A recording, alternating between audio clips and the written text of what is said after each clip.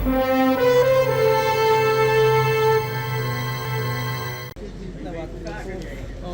ખાતે જે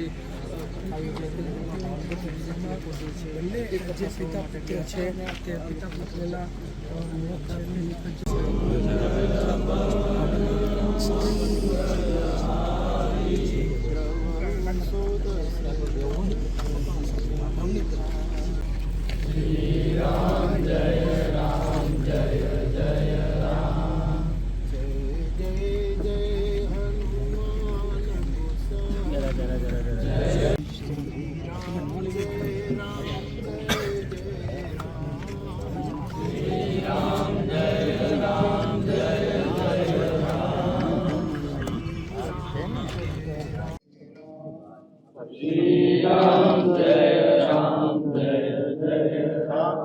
अपहर्तारं दातारं सर्वसम्पदां लोकाभिरामं श्रीरामं भूयो भूयो नमाम्यहं वर्धनं भवबीजानां वर्धनं सुखसम्पदां वर्धनं यमदूतानां राम रामेति गर्जनं हरिः ओं पूर्णमदः पूर्णमिदं पूर्णमुदच्यते पूर्णस्य पूर्णमादाय पूर्णमेवावशिष्यते ओम शांति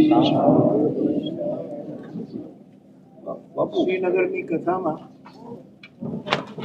આ પરિવારના સદસ્યો પછી મને જાણ થઈ, મેં કાલે સ્થગિત કરી દીધી કથા પછી બાકી માહિતી કે આપણો આ પરિવાર કથામાં આવેલો અને પછી ફરવા ગયેલો પહેલગામ.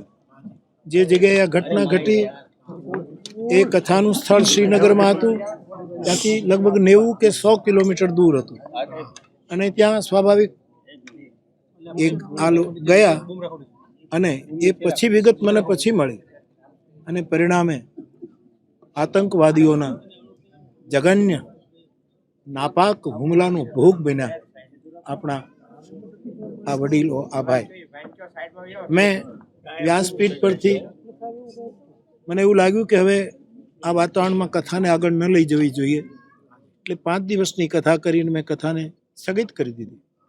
4 દિવસની કથા હવે જ્યારે ભવિષ્યમાં પ્રભુ કહેશે ત્યારે હું ત્યાં કરવા જઈશ. પણ મેં મારી શ્રદ્ધાંજલિ આ 26 આત્માઓએ જે વિદાય લીધી એની મેં વ્યાસપીઠ ઉપરથી શ્રદ્ધાંજલિ આપી, મારી પીડા વ્યક્ત કરી.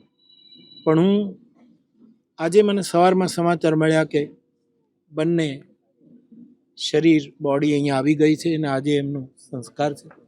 એટલે મેં બુધાભાઈને ફોન કર્યો, એમણે મારી સાથે વાત કરી. મેં કીધું હું આવું છું કે મારી શ્રદ્ધાંજલિ અને હું મારી પીડા ઓછી થાય થોડીક, એટલા માટે હું ત્યાં આવી જાઉં, એટલા માટે હું આવ્યો છું.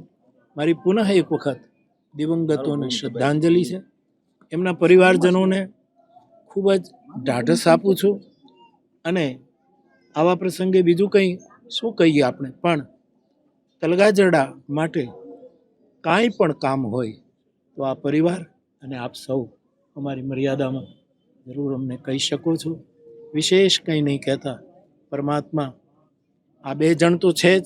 પેલા ડાભી દાદાને એક ગોળી લાગી છે ભાવનગરના, એની સાથે મેં હમણાં વાત કરી રસ્તામાંથી, એને પોતે વાત કરી, એને સારું છે.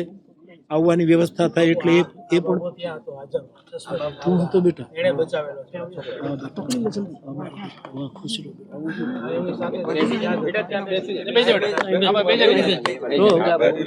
પુનઃ એકવાર મારી શ્રદ્ધાંજલિ. અને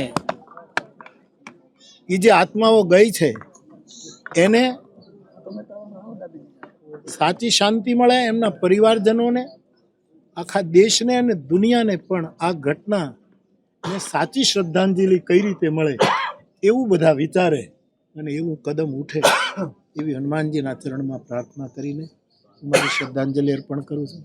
આપ સૌને પ્રણામ. જય સિયારામ. કથા હતી આપની અને કથા કેટલા દિવસમાં ટૂંકાવી છે ને હવે આગામી 9 દિવસની કથા હોય, એટલે આ ઘટના 4થા દિવસની કથા પૂરી કરીને હું ગયો. મારે મૌન હોય, પણ 2 વાગે મને 3 વાગે ખબર આપી કે આવું ઘટ્યું. એટલે સાંજનો એક પ્રોગ્રામ હતો ત્યાં, એ મેં સ્થગિત કરી દીધો કે હવે આ બધું બંધ કર. પછી રાતભર મેં વિચાર કર્યું કે હવે શું કરવું. મારી પાસે પર્ટિક્યુલર નામ નહોતા કોણ કેટલા ક્યાંથી ગયા છે, એ બધા આંકડા આવતા હતા.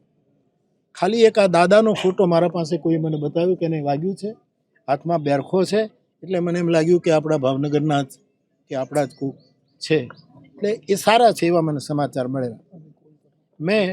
હું કોઈ પણ નિર્ણય કરું, મોરારી બાપુ તો એક માણસ છે, માણસના નિર્ણયો ખોટા પણ હોય, પણ હું જ્યારે નિર્ણય કરું ત્યારે પાઘડી, પોથી અને પાદુકા આ ત્રણેયને ધ્યાનમાં રાખીને મારા યજ્ઞકુંડ પાસે હું નિર્ણય કરતો હું. એટલે મેં નક્કી કરેલું કે 1 કલાક કથા કરી, આ બધાને શ્રદ્ધાંજલિ આપી અને હું કથાને ત્યાં વિરામ આપી દઉં, અલ્પ વિરામ આપી દઉં. 4 દિવસની કથા બાકી છે, એ જ્યારે પાછું હનુમાનજી યોગ કરશે ત્યારે જઈને હું પૂરી કરીશ. એટલે મેં હનુમાનજીને વિદાય પણ નથી આપી, નહીંતર મારે કથામાં વિદાય આપવાની.